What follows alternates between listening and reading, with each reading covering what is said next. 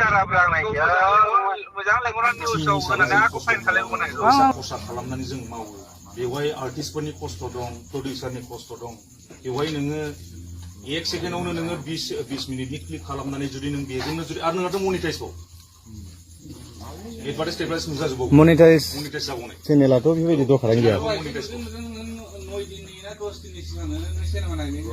समाव नों ब्लगाव एसे औ 9 days सिगां आरो बे समाव नों भिडिअखौथ' खेबना लाबोदों नों दाबो दं मानोथो भिडिअ हगारनांगौ जादों भिडिअआ माने आं फुल नङा आरोखि फुल नङाबाथ' थांबायना नों 30 सेकेन्डफोरनिबाबो जेबो नङामोन नों 22 मिनिटआ मामुलि नङाना आरो नों फुरा काहानि खोन्थादों फुरा आधा काहानिखौबो मिथिजोब्बाय आं जेनेबा काहानि खोन्थानो बिदि जानाय नङा सानदोंमोन आरो नङा जायो बेबायदि नङा नोंनि कमेन्टआव बेसेबां मानसिफोरा भिडिअखौ दान मालायनि फैसा कमेन्टसखौबो नों नायाबो चेक खालामाखै नामा खोनासङाखै नामा कमेन्टखौ बेखायनो दंबाय आङो जेनेबा दाख्लै फार्स्ट हगारबाय मैया सानसेल'सो जादों नालाय ओमफ्राय नै दहाय फुङावसो नुदों चेक खालामदों 9 दिननि सिगाङाव 30 सेकेन्डबो हाबावा सिगांनाथ' बे आलदा जेनेबा आं ब्लग सिस्टेमबावथ' नों गोलाव गोलाव हगारदों ना जों फुरा फिल्मखौनो देखायफुंनो थाखाय गोबां गुबुन जायगाफ्राव खालामगासिनो दङ सान्थिफोरावनो बिसोरनो लाङा माया होनलायलांबाय बिदि जाबाय माने सिनेमायानो इउटुबाव ओंखारजोब्बाय जों बोरै लाबोनो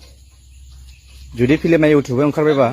मा सिस्टेम मिलायनो गोसो दं मा गोसो नङा थानायावथ' दानि लेंहरदों थानायाव थांनो ना बालाय मिलायनो बेखौल' होनखादों आरो जों बारा गोलावखौ रायलायलाङो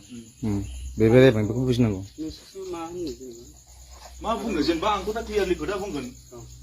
बेवहाय जुदि नोङो 6000 जेनेबा नोङो भिउ थांबायबा नों पार पार्सनाव जुदि नोङो टिकेट हिसाबै जुदि 200 थाखा माबायोबा होमबाथ' अनेक लस जायो बिनिया अनेक लस जायो अनेक मानसियानो नायबायना दा भिउसनि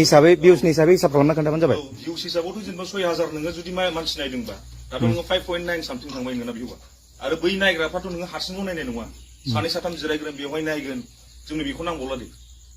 दा खोथाया होनदों आरो जेनेबा गुबुननि प्रपार्टिखौ उइदाउट बिदि खालामनाङालै फंबाय बिदि खालामनाङा बिराद गाज्रि बुस्थु बे भाइरास होनाय बुस्थुआ खुलुमबाय आंनि मुङा सोमदोन औवारि आङो दिनै बे मिडियानि गेजेरजों नोंथांमोननि सिगाङाव आं बेखौनो बुंनो सानदों दाख्लै बावैसो आं माने मोनसे खामानि बा मोनसे बुहुल खामानि मावदों आरोखि ना जेन'बा दाख्लै RN प्रडाक्सनजों दिहुनजानाय थैसाम 2 सावथुन जादोंमोन दाख्लै बावैसो ओमफ्राय बेवहाय आङो सिनेमा हलाव नायदोंमोन आरो ओमफ्राय सिनेमा हलाव नायनानै बिदिनो ससे क्लिप लानानै आङो इउटुबाव रिआपलड होनाय बायदि जादों आंनि चेनेलावहाय नोंथांमोना येसवारि चेनेलखौ मिथियो जानांगौ जाय मिथियो बिसोरो मिथिगोन आं बेवहाय आपलड होदोंमोन ओमफ्राय बेवहाय आपलड होनायाव माने आंना एसे जाय माने RM प्रडाक्सननि मालिक बेयो आंखौ माने बुंफैदों आरोखि जेनेबा बिदि हगार नामा होननानै आंखौ दा हमफैदों बेखायनो आं बुंनो साननाया बेनो जेनेबा इयुनाव नोंथांमोनाबो सोरबाफोर बिदि हगारनो गोसो जायोब्ला हगारनाङा आं दिनैहाय आंनि गोरोन्थिखौ आं